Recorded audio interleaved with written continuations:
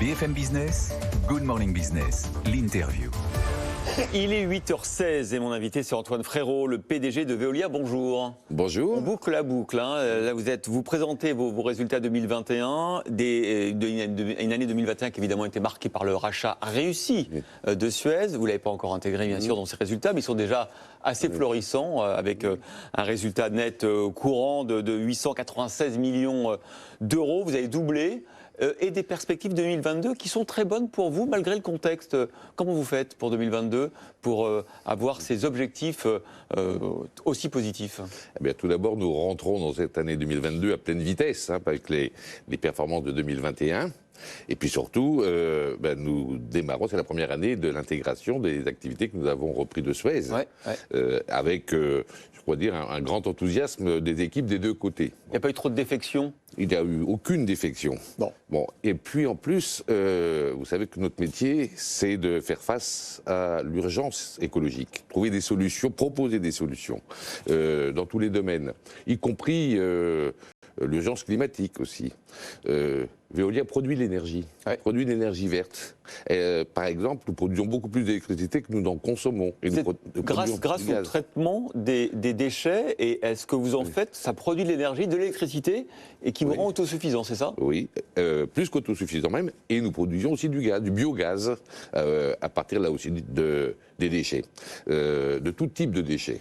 Mais nous avons également des activités de chauffage urbain, et la cogénération nous permet également de produire de l'électricité. Donc, vous savez, crise écologique, ça peut aller avec amélioration de la souveraineté énergétique également.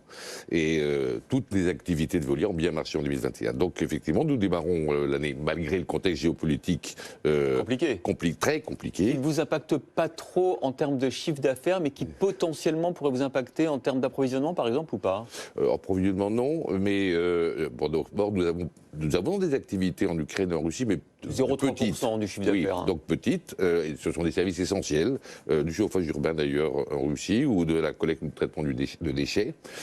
Donc les conséquences ne seront pas directes sur Veolia. Elles peuvent l'être pour nos activités en Europe orientale ou centrale, parce que là, nous effectuons des prestations de chauffage urbain pour de nombreux habitants, et l'approvisionnement en énergie peut être un souci. Et c'est pour ça que le fait de pouvoir produire de l'énergie avec des déchets, et donc d'avoir une vraie synergie entre le métier de la gestion des déchets et le métier de l'énergie territoriale est importante. Est-ce que vous êtes touché par l'inflation, par exemple ? Est-ce que ça peut rogner vos marges, l'inflation ?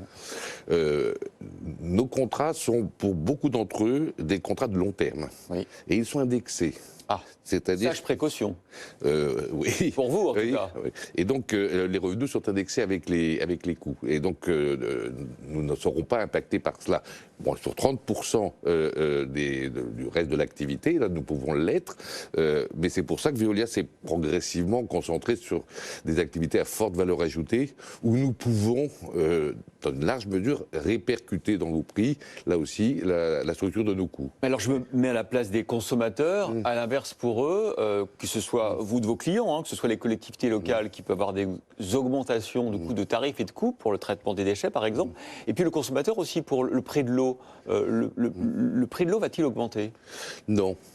Le prix de l'eau ne va pas augmenter parce que tout d'abord, nous avons l'habitude de nous protéger et de l'acheter à l'avance un certain nombre de fournitures, et notamment d'énergie. Tous les achats d'énergie que nous devons faire pour 2022 sont faits déjà depuis plusieurs mois, et même la moitié des achats de 2023.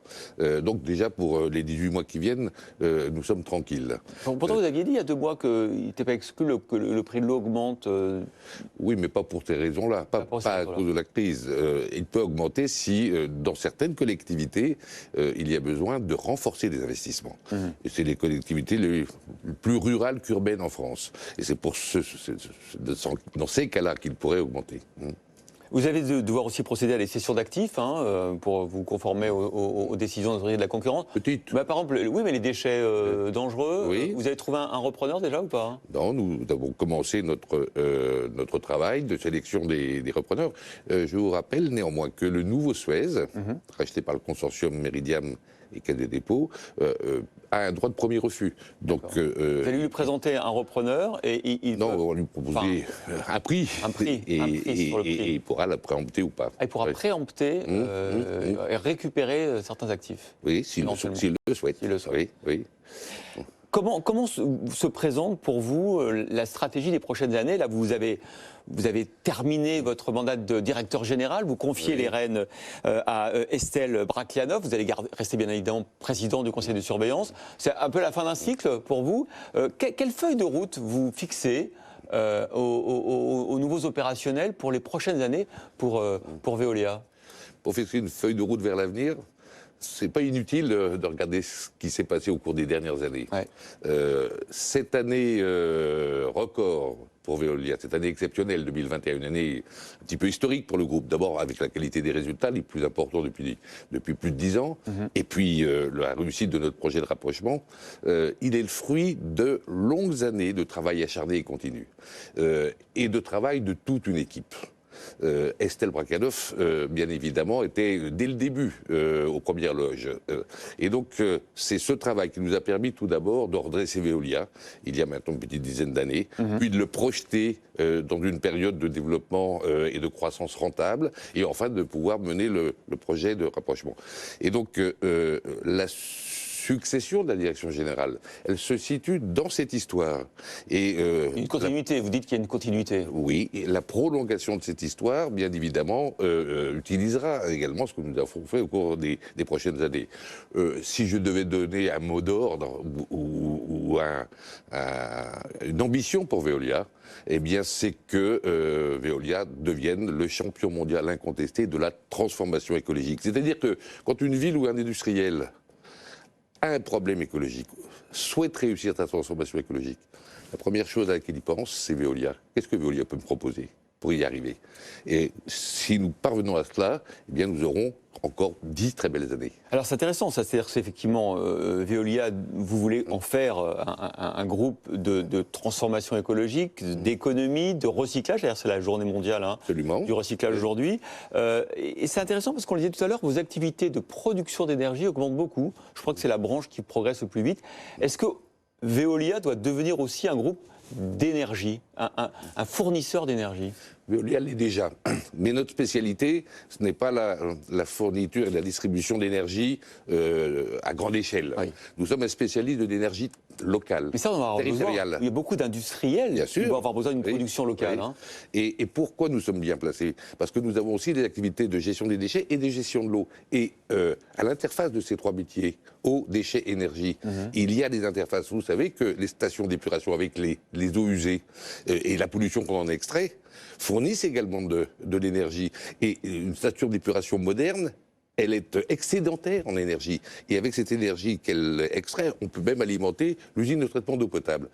Et donc, c'est parce que nous avons ces trois activités que nous pouvons avoir des idées, des solutions nouvelles au territoire, avec des ressources énergétiques locales, territoriales, régionales, et, permettant d'ailleurs un élément de souveraineté renforcé, et puis surtout de l'énergie verte, qui permet aussi d'être combinée avec l'ensemble des grands réseaux d'énergie, et donc complémentaires. Est-ce que vos métiers sont impactés, notamment en France ou en Europe, le réchauffement climatique? Est-ce que notamment sur la gestion de d'eau, leur traitement, etc., des effets concrets de... Oui, bien sûr, Ah ouais. et même en France. De la Garonne en été. Et les 10 ans qui viennent, les spécialistes imaginent qu'il va beaucoup baisser. Donc, même si la France est un pays bien pourvu en eau, il va falloir faire attention, ne pas la gaspiller et d'ores et déjà penser qu'on peut l'utiliser plus d'une fois. Que l'eau va être trop précieuse pour n'être utilisée qu'une fois. Vous connaissez les conflits d'usage assez réguliers entre l'usage agricole, l'usage domestique, l'usage touristique. Eh bien, cette réutilisation des eaux usées. Utiliser les eaux usées en les épurant parfaitement pour pouvoir les réutiliser, bien sûr pour l'agriculture, mais aussi pour des usages récréatifs, il faut absolument le développer. On en aura beaucoup besoin dans le sud de la France dans les 10 prochaines années. Ça veut dire qu'on rentre décidément dans une période de sobriété aussi, hein. On parle de sobriété énergétique et vous nous dites ce matin de sobriété aussi dans la consommation de nos ressources rares que sont par exemple l'eau. Bien sûr, mais la bonne nouvelle, c'est que si on est sérieux, sobre, il existe des solutions pour pouvoir faire face à tout cela. Et pour pouvoir faire face également à tous les problèmes écologiques. Les pollutions, même les pollutions les plus dangereuses, le climat, la biodiversité. Si on est sérieux, rigoureux, ces solutions, les industriels vont les imaginer, les inventer. L'un des grands enjeux de ce rapprochement entre Veolia et Suez, c'était d'inventer les solutions qui n'existent pas encore, dont on aura besoin dans 20 ans pour réussir la transformation écologique. On en connaît aujourd'hui sans doute une bonne moitié. Il va falloir inventer l'autre moitié. Eh bien, nous serons capables de les inventer. C'est pour ça que je suis optimiste et non pas pessimiste sur cette urgence écologique. Si vraiment nous nous y mettons, nous savons en régler tous les problèmes.